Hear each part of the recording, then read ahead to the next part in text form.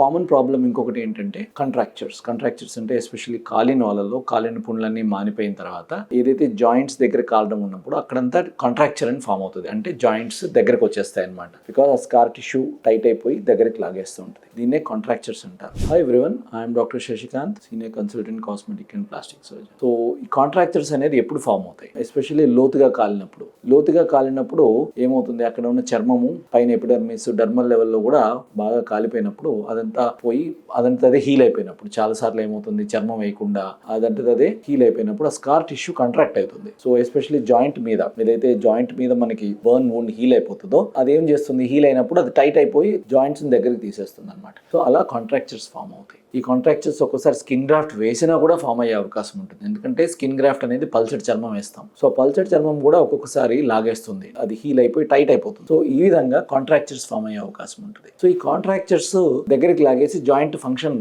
ఆపేస్తాయి. So ఇప్పుడు ఒక మోచేతి దగ్గర కాంట్రాక్చర్ ఫామ్ అయిపోయింది అనుకోండి, అది రెండు వైపులా ఫామ్ అవ్వచ్చు. ఇటు సైడ్ బోన్ అయితే ఇట్లా వెనక్కి లాగేస్తుంది, ఒకవేళ ఇటు సైడ్ ఫామ్ అయితే ఇటు దగ్గరికి లాగేస్తుంది. అలాగే ఫింగర్స్, హ్యాండ్స్ ఇవన్నీ ఇట్లా దగ్గరికి లాగేయచ్చు. ఒకవేళ ఇట్లా ఫామ్ అయితే ఇలా దగ్గరికి లాగేస్తాయి. సో ఈ విధంగా రకరకాల డిఫార్మిటీస్ కాంట్రాక్చర్స్ వల్ల ఫామ్ అవుతుంటాయి. డిఫార్మిటీస్, సో వీటి వల్ల ఫంక్షన్ కూడా దెబ్బతింటుంది. అంటే ఒకవేళ నెక్ దగ్గర కాంట్రాక్చర్ ఫామ్ అయింది అనుకోండి, నెక్ ఇలా వంకరపోతుంది. సో ఈ విధంగా చాలా రకరకాల డిఫార్మిటీస్ ఫామ్ అయ్యే అవకాశం ఉంటుంది కాంట్రాక్చర్స్ వల్ల. సో అందువల్ల బర్న్ వూండ్ అయినప్పుడు అర్లీగా ట్రీట్మెంట్ చేసుకోవాలి. అండ్ బర్న్స్ అవ్వంగానే, ఎస్పెషల్లీ ఏదన్నా కాలింది అంటే కాలిన వెంటనే దాని మీద నీళ్లు పోయాలి. నీళ్లు పోస్తే ఏమవుతుంది అంటే ఆ బర్న్ ఏదైతే ఇంటెన్సిటీ ఉంటుందో, అంటే కాలిన వేడి ఎంబడి తగ్గించడం వల్ల డ్యామేజ్ కూడా తగ్గుతుంది అనమాట. సో ప్రైమరీ ఎయిమ్ ఏంటి, కాలిన వెంటనే నీళ్లు పోయాలి. సో ఆ తర్వాత ఇమ్మీడియట్గా ట్రీట్మెంట్ తీసుకోవాలి. అవసరమైతే ఆ ఏరియా డెడ్ స్కిన్ ఉంటుందో అది తీసేసి ఆ పల్చటి చర్మం స్కిన్ గ్రాఫ్టింగ్ వేయాల్సి వస్తుంది. ఇలా టైమ్లీ ట్రీట్మెంట్ తీసుకున్నట్టయితే కాంట్రాక్చర్స్ ఫామ్ అయ్యే అవకాశం కూడా తగ్గుతూ ఉంటుంది. సరే, ఒకవేళ కాంట్రాక్చర్స్ కొన్నిసార్లు మనం ట్రీట్మెంట్ ఇచ్చినా కూడా ఫామ్ అయ్యే అవకాశం ఉంటుంది. అటువంటి సిచ్యువేషన్లో